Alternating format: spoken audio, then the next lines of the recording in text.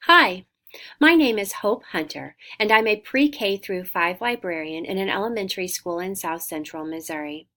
I've just completed my 10th year in this position, and so I hope this course can help sharpen my focus on the resources and services I offer students and staff in my building.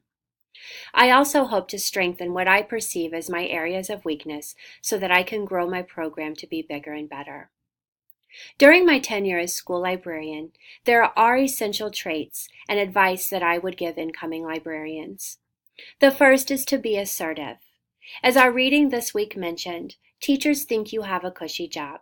Outside of checking out books, shelving returned books, making book recommendations, they don't know really what else we can and are trained to offer them.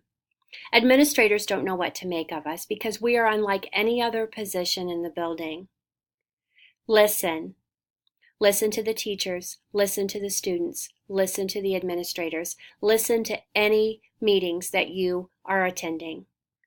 Identify the needs, think of solutions and how you can help, and then go to those that are struggling with a problem or need.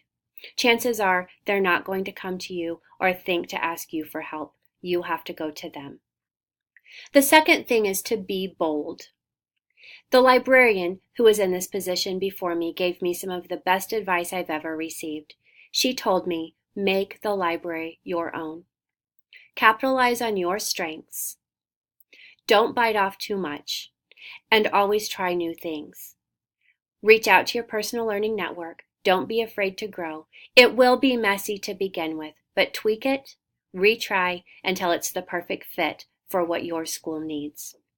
The final thing is to be flexible.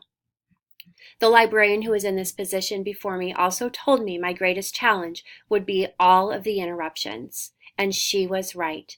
There are constant interruptions through the day. The phone rings, emails need immediate attention, technology issues arise, students need assistance, teachers have questions or need assistance. You're pulled in many directions.